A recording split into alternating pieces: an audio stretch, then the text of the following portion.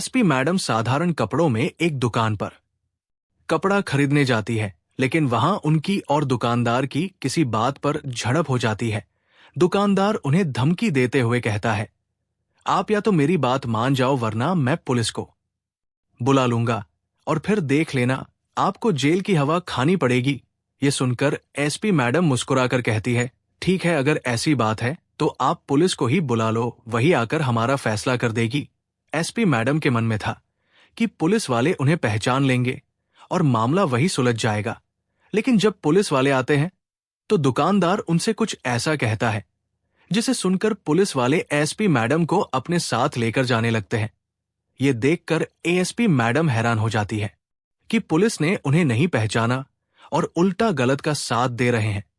इसके बाद कहानी में कुछ ऐसा होता है जिसकी किसी ने कल्पना भी नहीं की होगी। पूरी कहानी की सच्चाई जानने के लिए वीडियो को अंत तक जरूर देखें। उत्तर प्रदेश के लखनऊ शहर में एक नई एसपी साहिबा खुशबू सिंह की नियुक्ति होती है।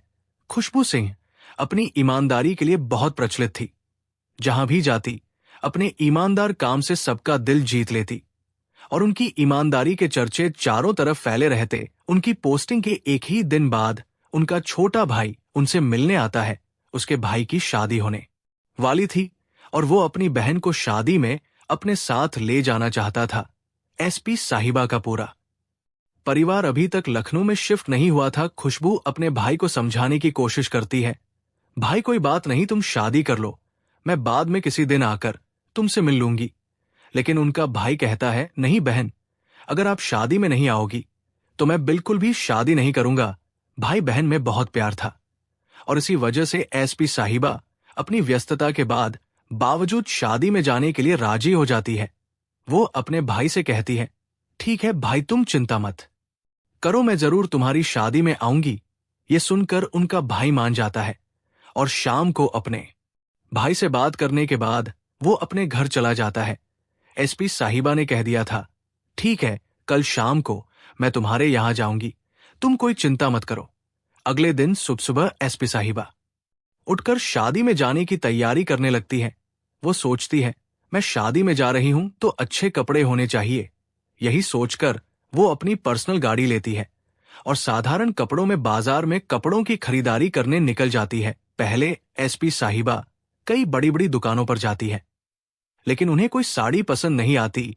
ऐसे ही घूमते घूमते वो एक और दुकान पर पहुंच जाती है जिसका नाम था सुरेश साड़ी भंडार। वहां पहुंचकर वो साड़ी देखने लगती है। घर से निकले हुए उन्हें 2-3 घंटे हो चुके थे, लेकिन अभी तक कोई साड़ी पसंद नहीं आई थी। अंत में सुरेश साड़ी भंडार में उन्हें एक साड़ी पसंद आती है। एसपी साहिबा उस दुकानदार से उस साड़ी का भाव करने लगती है। दुकानदार कहता है, मैडम, हमारी दुकान का एक ही रेट है, आपने बाहर बोर्ड पर देखा होगा, इस साड़ी का दाम 32,000 है। साहिबा साड़ी देख चुकी थी और कहती है, ठीक है, कोई बात नहीं। वह अपने पास से 32,000 निकालकर दुकानदार को दे देती है।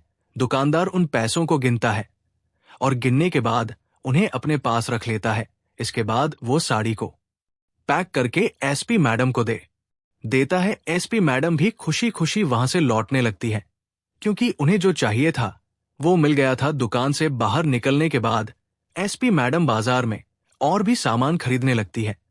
जब वो दूसरी दुकान में खरीदारी कर रही थी, उसी दौरान उनका थैला जिसमें साड़ी रखी थी गिर जाता है और साड़ी बाहर निकल आती है। साड़ी को देखते ही एसपी मैडम को उसमें खासर नजर आता है।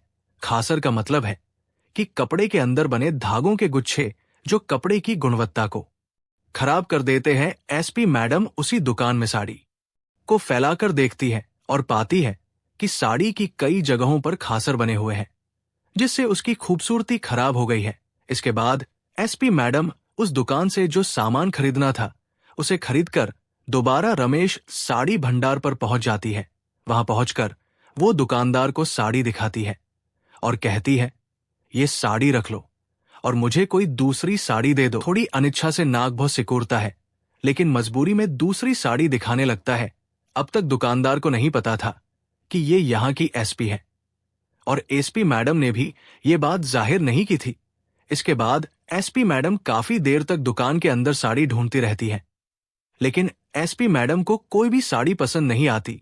जब उन्हें साड़ी पसंद नहीं आती तो वो दुकानदार से कहती है, अंकल जी, आपके यहाँ की कोई भी साड़ी मुझे पसंद नहीं आ रही, आप ऐसा करो, मुझे पैसे ही वापस दे दो, मैं किसी और दुकान से देख लूंगी। तभी दुकानदार पैसे लौटाने से मना कर देता है और दुकान में लगे एक छोटे से पर्चे की तरफ इशारा करता है जिस पर लिखा था, बिका हुआ माल वापस नहीं होगा, केवल बदला जाएगा।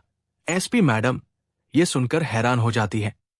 वो कहती है, अंकल ठीक है, लेकिन मैंने 32,000 की साड़ी खरीदी थी और उसमें कमियां निकली, इसमें आपकी भी तो गलती है। दुकानदार जवाब देता है, मैडम बहस मत करो, हमारे यहाँ का ये नियम है और हम इसे तोड़ नहीं सकते। एसपी मैडम कहती है, ठीक है, बिका हुआ माल वापस नहीं होता, लेकिन मैं इसे अभी तक अपने घर भी नहीं लेकर गई हूं, यहां से बस साइड की दुकान पर गई थी और वहीं मुझे ये कमी नजर आई तो इसे वापस करने में क्या बुराई है।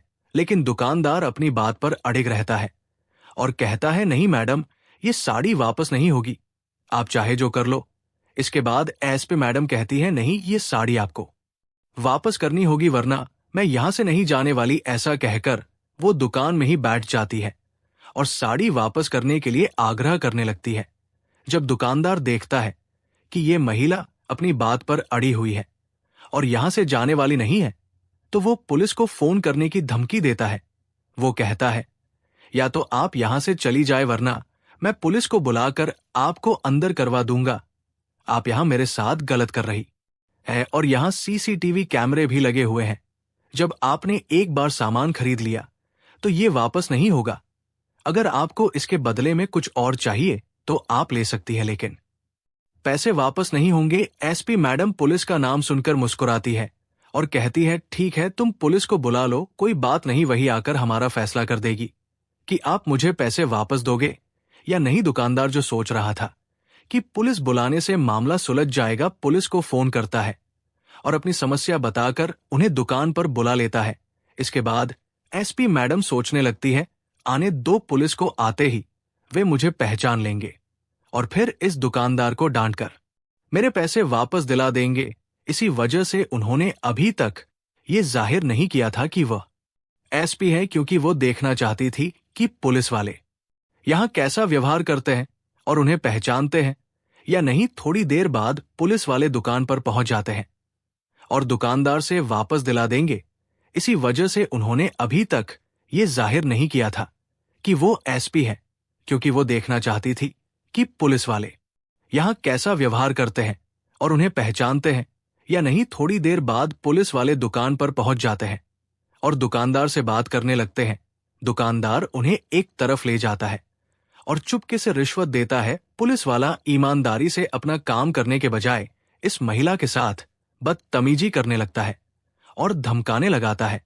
वो कहता है, वैसे तो आप पढ़ी लिखी लगती है, लेकिन इस तरह के काम करते हुए आपको शर्म नहीं आती। जब दुकान पर लिखा है कि बिका हुआ माल वापस नहीं होगा, तो आप इसे वापस कैसे करवा सकती है। ये सब सुनकर एसपी मैडम हैरान रह जाती है। उन्हें इस बात का अंदाजा था कि दुकानदार की गलती थी, क्योंकि साड़ी में डिफेक्ट था। कोई भी व्यक्ति इतनी कीमत में डिफेक्टिव साड़ी क्यों लेगा। दुकानदार को या तो साड़ी वापस लेनी चाहिए थी या किसी तरह का समझौता करना चाहिए था, और अगर वो समझौता नहीं कर सकते थे तो पैसे वापस देने चाहिए थे। ये सब देखकर एसपी साहिबा हैरान हो जाती है, खासकर इस बात से कि पुलिस वाले उल्टा उन्हें ही दोष दे रहे हैं और ये भी नहीं पहचान रहे कि वो यहाँ की एसपी है। एसपी साहिबा इस खेल को जारी रखना चाहती है, इसलिए वह दरोगा को समझाने लगती है। वो कहती है, साहब, मैं कहाँ गलत हूं, या यहाँ पर ये दुकानदार गलत है और आपको इसके खिलाफ एक्शन लेना चाहिए। मेरे पैसे वापस करवा दीजिए। यहां मुझे साड़ी पसंद नहीं आई तो इसे क्यों लूंगी। दुकानदार बीच में कहता है, साहब, मैंने इन्हें अच्छी तरह से साड़ी दिखाकर मोल भाव किया था, इन्होंने पैसे देकर साड़ी ली और चली गई, अब ये वापस आई है, हो सकता है कि साड़ी बदल कर ले आई हो। एसपी साहिबा को यह सुनकर गुस्सा तो बहुत आता है, लेकिन वो अब भी देखना चाहती है कि मामला कैसे आगे बढ़ता है। वो दरोगा से कहती है, साहब देखिए, ये वही साड़ी है और ये उसी दुकान का थैला है। एसपी साहिबा कहती है, अगर आपको विश्वास नहीं है तो साइड वाली दुकान तक मैं गई हूं और आप यहाँ के सीसीटीवी कैमरे की रिकॉर्डिंग निकाल सकते हैं दरोगा, जो मामले को जल्द से जल्द रफा दफा करना चाहता है। एसपी साहिबा पर चिल्लाने लगता है। वो कहता है, आपको शर्म नहीं आती देखने से तो आप पढ़ी लिखी लग रही है, फिर भी ऐसे काम कर रही है। हो सकता है आपने साड़ी बदल दी हो जैसा दुकानदार कह रहा है। अगर आपने ज्यादा परेशान किया तो मुझे आपको गिरफ्तार करना पड़ेगा। ये सुनकर एसपी साहिबा गुस्से में आ जाती है, लेकिन फिर भी चुप रहती है। वो कहती है, ठीक है साहब, अगर ऐसी बात है तो आप मुझे अंदर बंद कर दो, मैं भी तो देखूं आप मुझे बिना वजह कैसे बंद कर सकते हो। ये बात सुनकर दरोगा चुप हो जाता है, लेकिन वो अपने हवलदार से कहता है, इसे पकड़कर जीप में बैठा हो और इसे लेकर चलते हैं। लेकिन तभी जो एसपी साहिबा है वो कह देती है कि आप वैसे तो कानून के रक्षक हो, लेकिन आपको इतना भी नहीं पता कि किसी महिला को गिरफ्तार करते वक्त एक महिला पुलिस होनी चाहिए और उसके बाद ही आप महिला को गिरफ्तार कर सकते हो।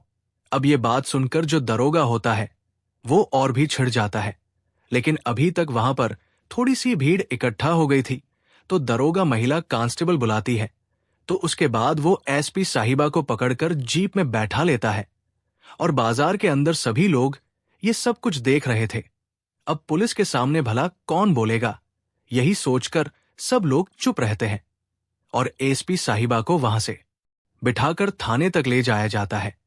जैसे ही एसपी साहिबा थाने में पहुंचती है तो थाने के अंदर एक पुलिस वाला था जो एसपी मैडम को अच्छी तरह से जानता पहचानता था, क्योंकि कुछ दिन पहले एसपी साहिबा के यहां पर ही उनकी ड्यूटी थी और एसपी साहिबा की ईमानदारी के लिए वो वहां पर पूरी तरह से चर्चित थी।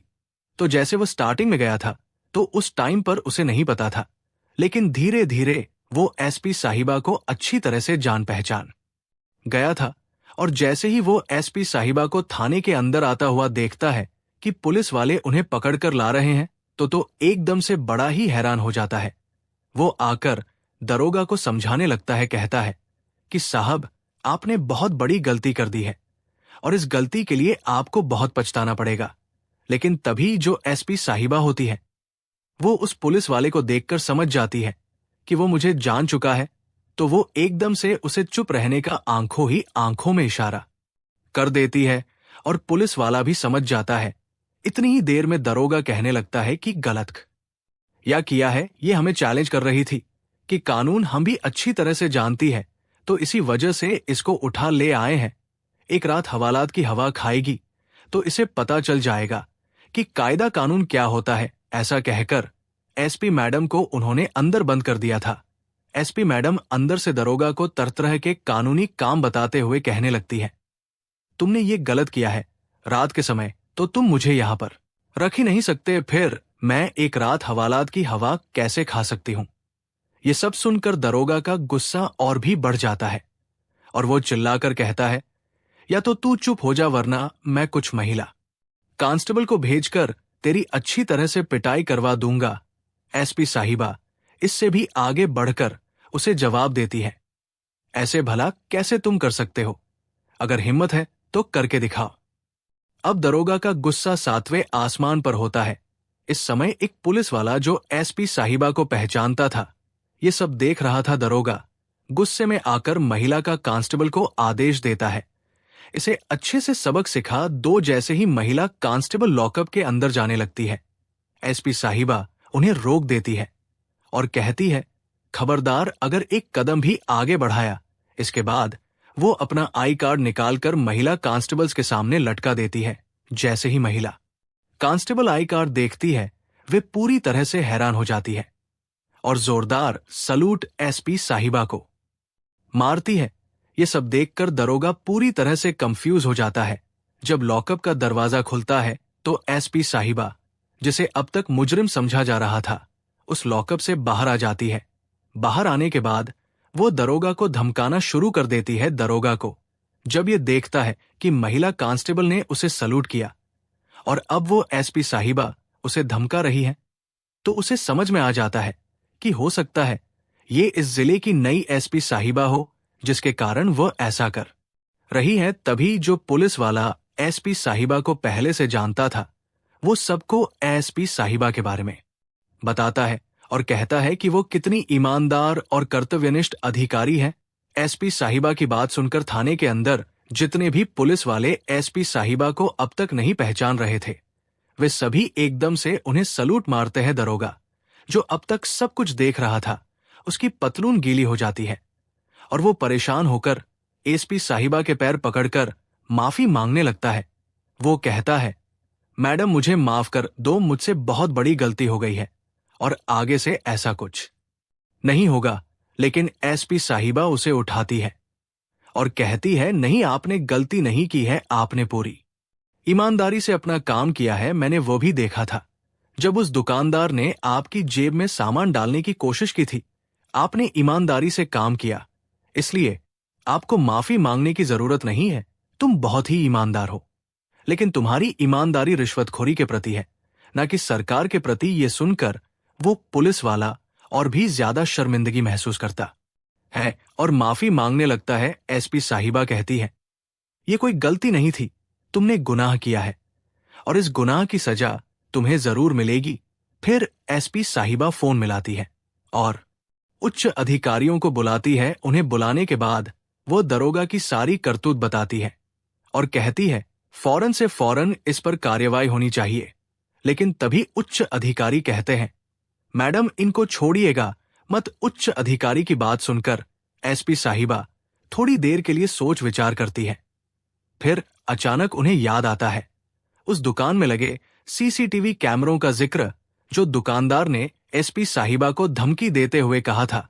उस दुकान में लगे सीसीटीवी कैमरों का जिक्र जो दुकानदार ने एसपी साहिबा को धमकी देते हुए कहा था। उसने कहा था, इस दुकान में सीसीटीवी कैमरे लगे हैं। एसपी खुशबू सिन्हा को उस दुकानदार के सीसीटीवी कैमरों की बात याद आती है। वो तुरंत उच्च अधिकारियों को निर्देश देती है कि वो सुरेश साड़ी भंडार चलें। पुलिस की पूरी टीम के साथ वो दुकान पर पहुंचती है। दुकानदार उन्हें देख घबरा जाता है और कहता है, मैडम अब तो सब ठीक है, आपको जो चाहिए मैं दे देता हूं।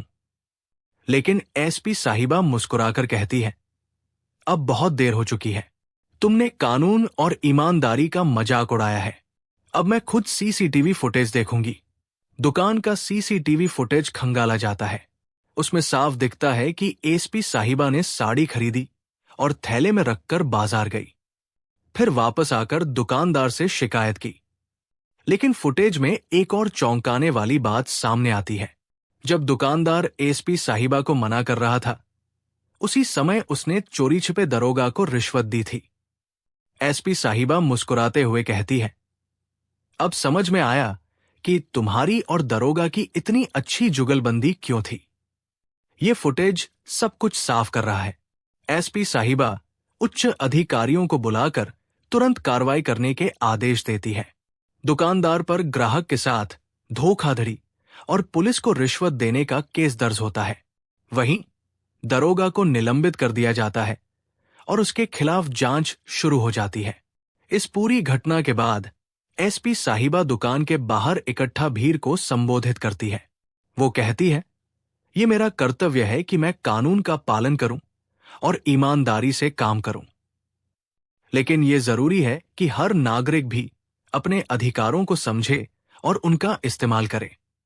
किसी के दबाव में आकर चुप रहने की जरूरत नहीं है। कहानी यही बताती है कि ईमानदारी और साहस से हर समस्या का समाधान किया जा सकता है। कानून सबके लिए बराबर है और किसी की भी गलती बर्दाश्त नहीं की जानी चाहिए, चाहे वो कोई आम नागरिक हो या फिर सरकारी अधिकारी।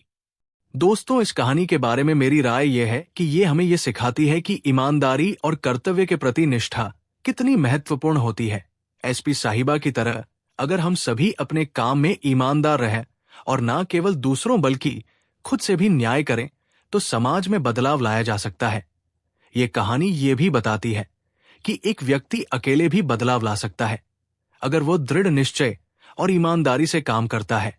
दोस्तों, कोई भी व्यक्ति चाहे वह किसी भी पद पर क्यों ना हो, अगर वह अपने कर्तव्यों के प्रति निष्ठावान हो तो वो अकेले ही बढ़े परिवर्तन ला सकता है। एसपी खुशबू सिंह की तरह अगर हम सभी अपने जीवन में ईमानदारी और सच्चाई को अपनाएं तो हम न केवल खुद को बेहतर बना सकते हैं बल्कि अपने आसपास के समाज में भी सकारात्मक बदलाव ला सकते हैं कि हमें अपने कार्यों में सच्चाई और ईमानदारी से कभी समझौता नहीं करना चाहिए और इस तरह की कठिनाइयों से सीख लेकर अपनी राह को और बेहतर बनाना चाहिए।